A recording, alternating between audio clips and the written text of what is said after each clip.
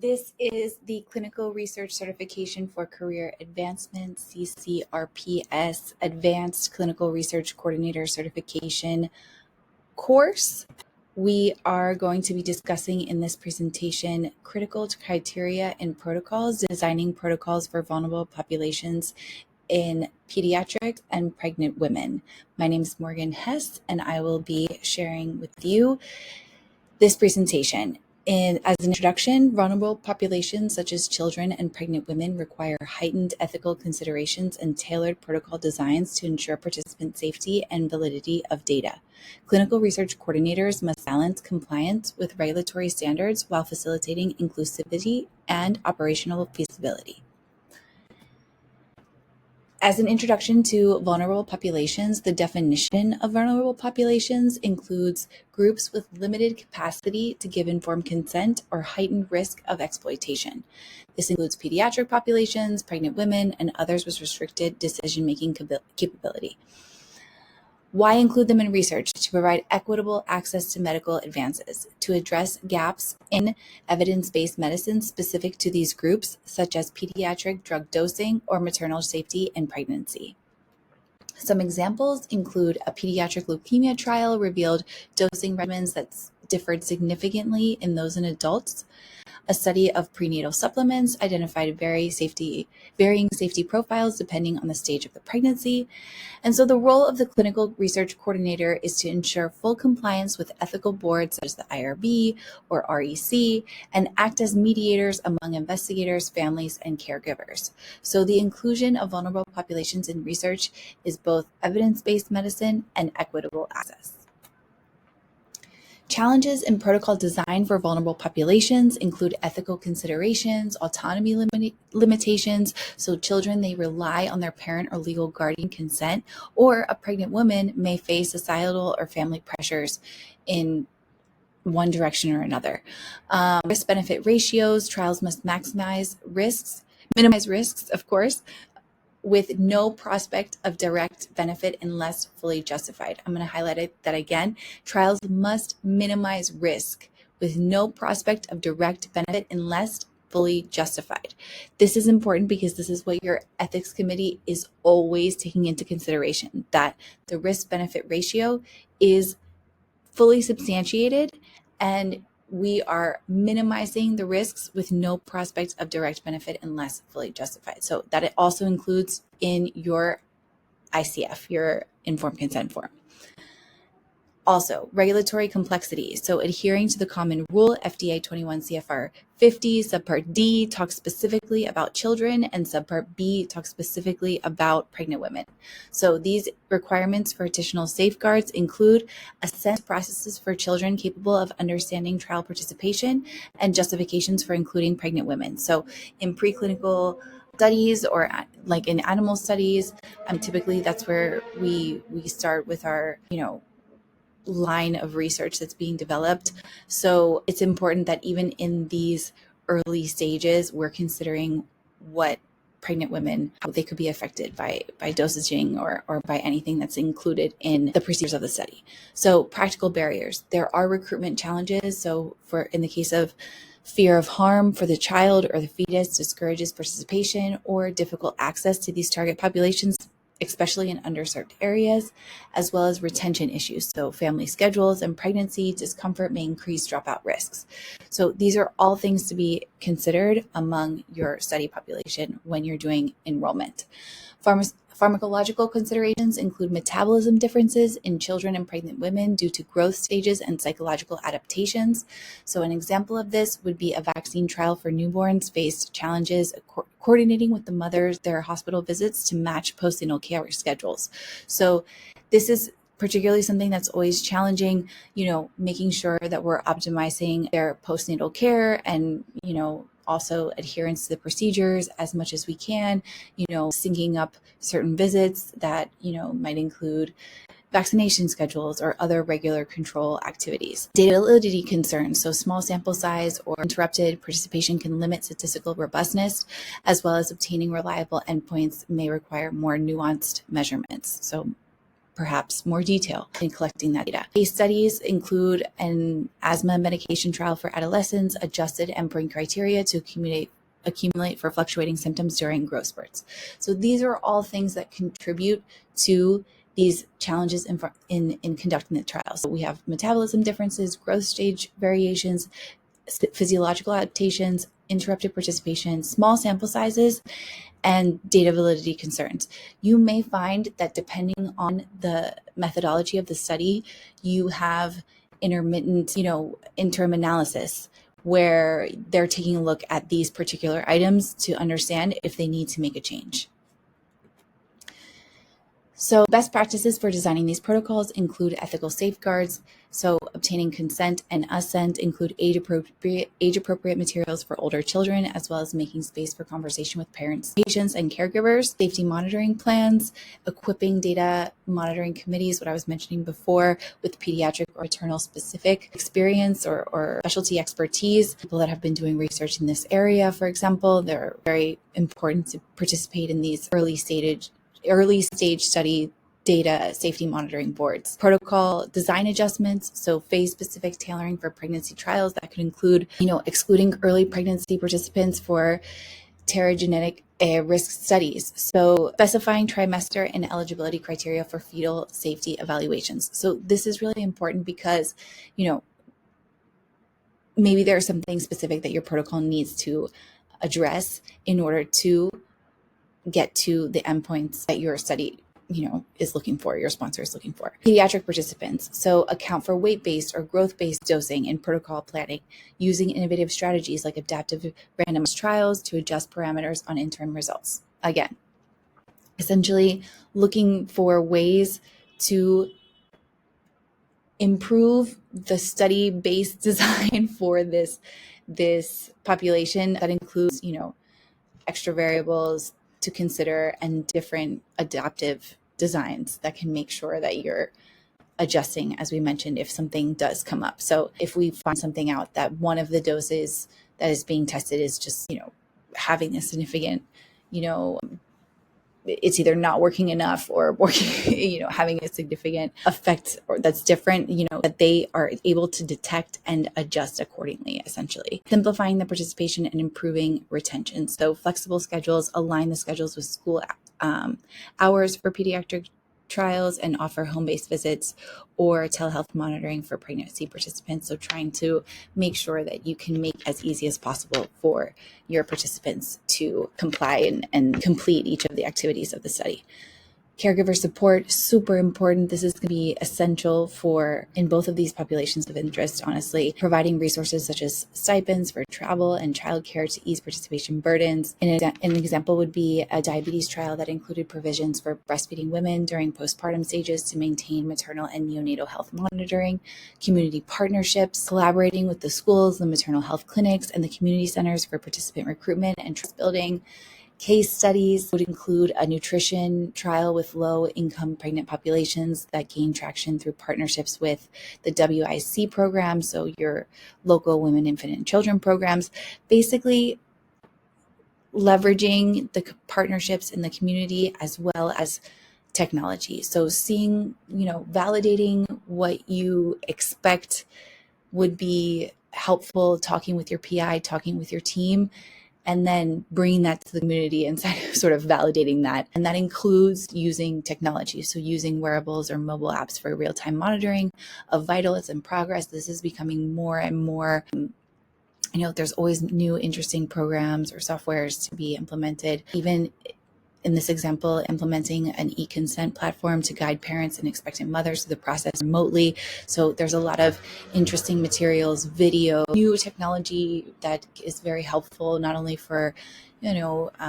reminders of surveillance of certain symptoms or, reminders of what they need to bring to their next visit, if they have to bring a vaccination card or any other, information that's required, all of those reminders, depending on your workflow can all be helpful, but this is all being considered that it's actually, makes sense for your population. So if you're, having an assent, maybe you have a young children that you would like to consent, and instead of, only having a paper consent, you can have a consent process that walks them through with age appropriate videos or something like that. There's new technology that's very helpful. So this is sort of the umbrella of enhancing participation in health trials. So that includes financial support, community partnerships, and this technology utilization that we're talking about. So regulatory compliance requirements, it's important that we are including the categories of risk assessment for children. And remember that minimal risk could be considered collecting saliva samples for a behavioral study. More than minimal risk with direct benefit would be an age-specific cancer treatment with defined potential advantages. So additional considerations for pregnant women, this would be risks that should be shared equitably and not disproportionately borne by the fetuses or the mothers, as well as preclinical evaluations that are mandatory before human pregnancy trial phases. So as far as your documentation checklist, you need to make sure that your IRB submissions are specific to these populations and with precise eligibility justifications and have clear endpoint definitions bridging maternal health and fetal outcomes. So an example would include a pharmacokinetics trial for a flu medication, simultaneously tracked maternal absorption rates and fetal growth markers requiring dual endpoint reporting.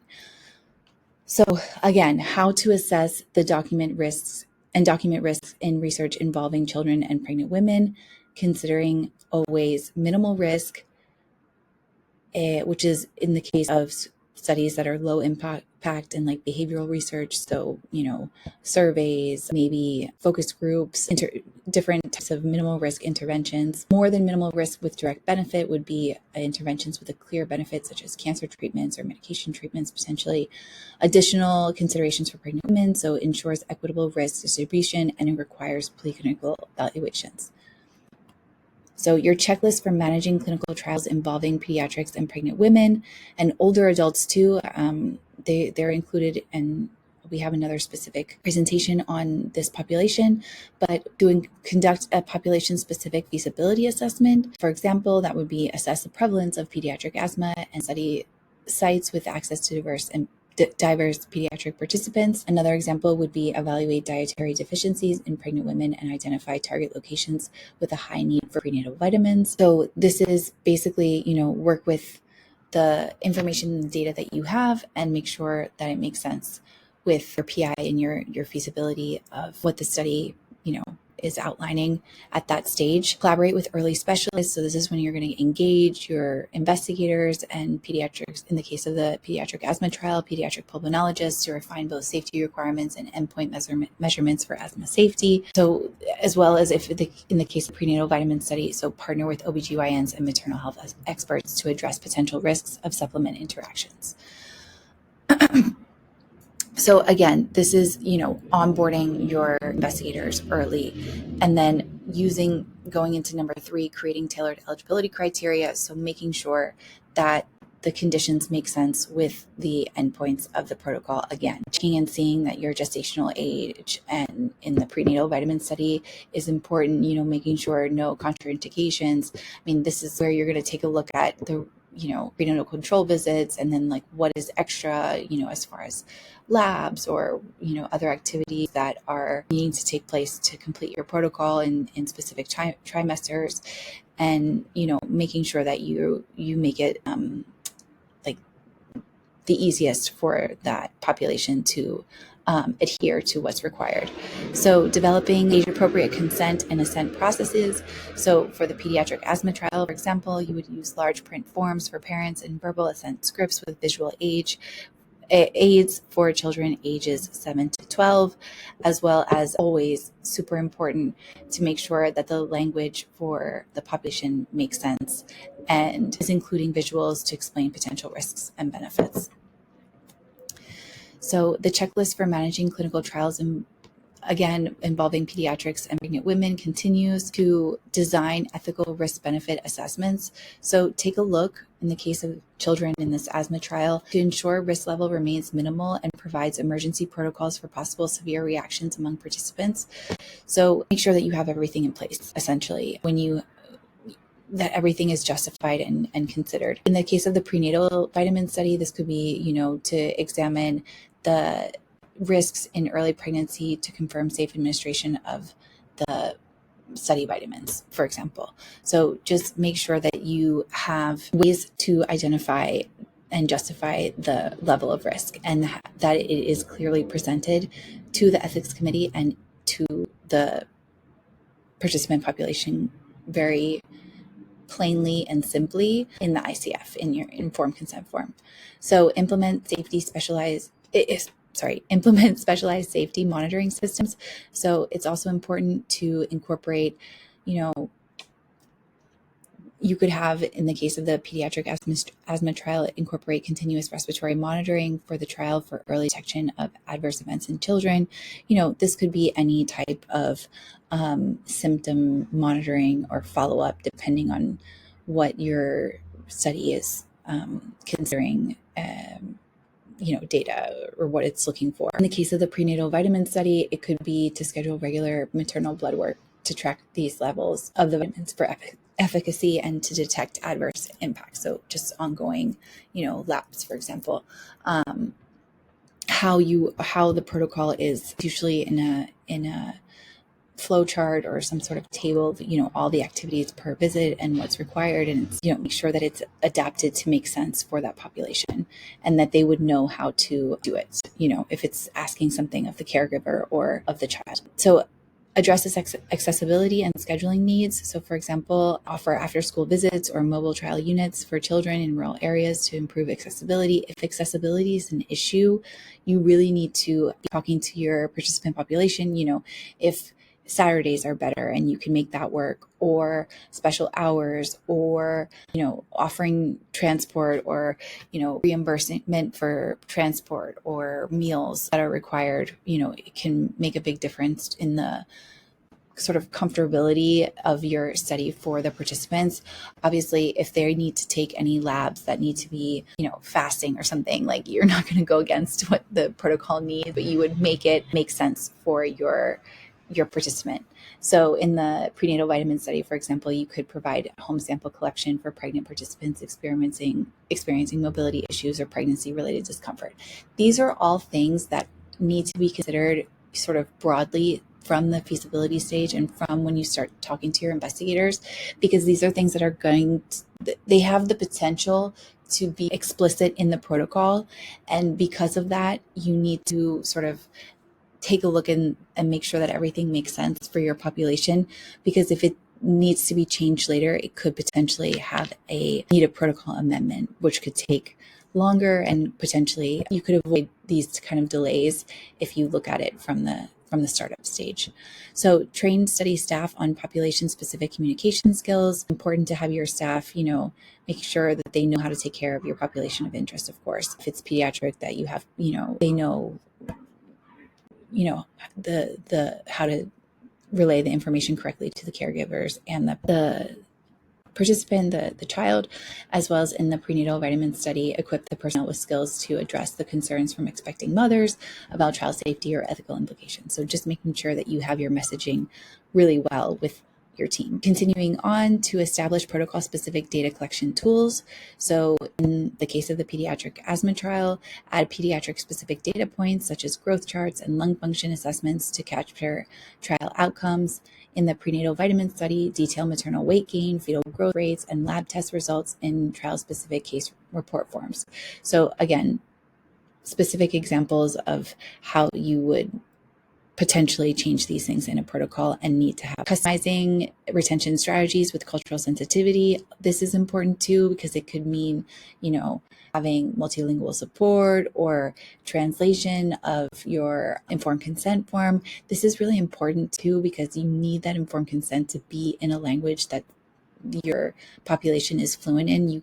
It's required. So particularly if you have multilingual populations, indigenous populations, these are things to be considered, because they could limit your population of interest or your candidates that are referred, if that's something that it needs to be considered for your informed consent form, and it would need to go through IRB if it's not done initially or discussed up front with the sponsor. Sending reminders, for example, in the prenatal vitamin study, to have the follow-ups and offer teleconsultations to maximize retention among pregnant participants. So, in the case that there's a follow-up visit that if it can't be completed, in person, if it can be completed remotely, and that wouldn't be a protocol deviation, for example, depending on the status of the visit and what's required, see if there's things that you can sort of help out your population be more adherent to the existing protocol. So monitor ethical compliance and intervene promptly. So periodically review child assent records and parental consents to ensure ongoing transparency and informed participation. Super important, just as your own quality, activities that should be taking place, and making sure that everything is, in your procedures being conducted to the standard that it needs to. In the prenatal vitamin study, reassess comprehension and risks with expecting mothers and using regular reconsent for significant trial updates. Making sure that everyone knows what they're consenting to, and particularly if there's a lot of space between the visits, time, or if for some reason you detect there's a lot of questions about something, that you can also retrain your team and reinforce among your participants if there's, a lack of adherence for something, or just a repeated question about a worry or something. That can really, it's just about detecting these things with your team and making sure that you're having good communication to address them as well, as far as your ethical compliance and intervention in a timely manner. Analyzing and addressing age-specific endpoint challenges, so adjusting lung function endpoints for variability in this young children's development across trial phases, making sure that everything is adjusted to your population of interest. In the prenatal vitamin study, evaluate multiple fetal growth markers and differentiate trimester-dependent impacts on maternal responses. So these are all things that can be considered both by the coordinator as well as the investigator. For example, in that last case, could be something detected by them, and that you're elevating it in a timely manner. So another item here would be to build feedback mechanisms for participants and caregivers. So in the pediatric asthma trial, create caregiver feedback sessions to address concerns related to medication dosage or follow-up demands. In the prenatal vitamin study, open Q&A forums for pregnant women to consult directly with experts if questions on supplementation arise. What else can you do to verify that you're, like we said in the last example, if you are detecting something that is a repeated question, or if there's a trend that, a certain amount of a sample isn't getting collected, or that, there's a lot of questions around in the prenatal vitamin study, the supplementation, like what type of messaging can you align and sort of discuss with your team to make sure it's getting explained appropriately to everyone, and you're addressing any sort of questions and having a good communication between your team and the participants as well. And then communicating your regular updates with the stakeholders. So again, not only to the participants, but also to the stakeholders. So that includes the reports to the guardians on the safety and efficacy of the outcomes while addressing concerns post-visit in the case of the pediatric asthma trial. And then in the prenatal vitamin study, share periodic updates with pregnant participants about changes in study phases to maintain engagement. So again, the communication needs to be flowing between your participants and your team. And incorporate lessons for older adults or multi-generational families. So adapt the knowledge from the pediatric trial, in this case, to the multi-generational caregiver dynamics when working in family shared settings. So if they're with a grandparent or another family member, trying to explain and understand and communicate the in an appropriate way for these type of dynamics between your families. Basically know your population and know how to have good communication with them. And in the case of the prenatal vitamin study, design retention approaches inspired by broader family interventions for older pregnant mothers and caregivers, for example. So again, to just kind of go over challenges that we've discussed in this presentation in vulnerable populations, it can include ethical complexity. So you need assent from a 12-year-old subject. So you need to have an assent and an informed consent from the legal representative of that person.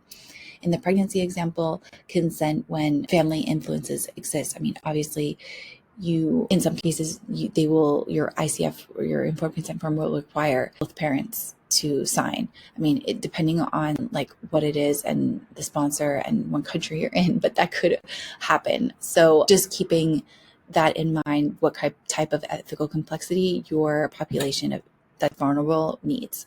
Retention barriers. So do they have retention barriers? Is school, they need to go to school. So like how is your trial going to facilitate ease for that population and not disrupt their school year? In the case of the pregnancy example, if someone can't make it to a visit, I mean, do you have a tiny window of only one day, or it's your window, a few days or a week or something, depending on what type of visit it is and for what. And that allows for the space if someone is not feeling well, that they can reschedule or, whatever the case may be. So another example of protocol tailoring solutions, we talked about dosing strategies in pediatrics, thinking about weight, age specific drug metabolism, and in pregnancy, trimester specific, enrollment, and also considering what other activities they're doing during that time. So if they're, what other interventions that are also required of your protocol? Is an ultrasound required? What trimester are they in? For example, adjustments to the endpoint design. So incorporating school-based observations in the pediatric example, or in pregnancy, monitoring both fetal and maternal health. Recruitment best practices, so partnerships, partnering with schools for outreach, partnering with your prenatal clinics, incentives, including and supporting the parents of the children or the caregivers, as well as parking and travel reimbursement for both populations, really.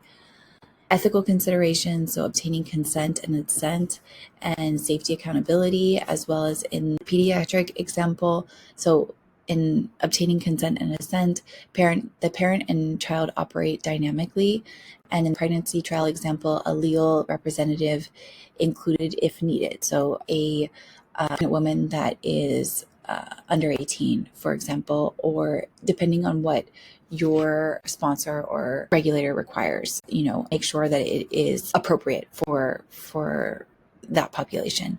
And then safety accountability, so peer reviewed DMC with varied input. So this is like having your data monitoring committee or, different safety monitoring activities as part of your monitoring plan, or as part of the protocol, like from the sponsor, looking at the data, any number of things. And for you to kind of know, based on what the investigator brochure says and how those checks are in whatever, different cohorts or different arms of the study that you have, think about like how that also can affect your enrollment. Like if there is a red flag of something that needs to be changed at any of these points, like it's possible that you would have to wait to continue enroll after they, made a change to one of the inclusion criteria, for example. Like that could happen. In a pregnancy trial example, for example, the obstetric expertise that's included, it's important to have these experts. This isn't maybe something that the clinical study coordinator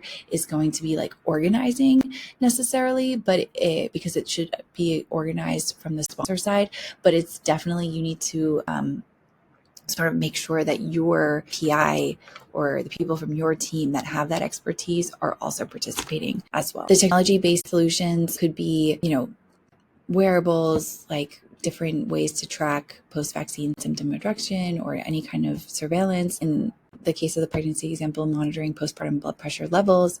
And in the case of using an e-consent or, different visual aids, there's videos now, streamlined understanding for parents and for the child in the assent process. In the case of the pregnancy example, language adapted for diverse populations, depending on who you have in your population of interest.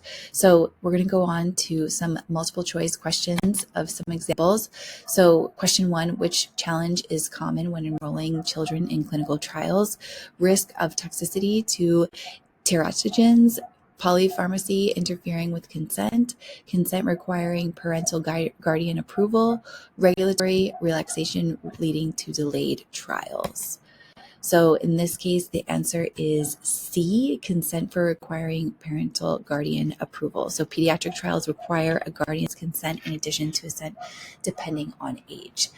And then for question 2, what is a clinical research coordinator what is a question clinical research coordinators must address first in a protocol for pregnant participants?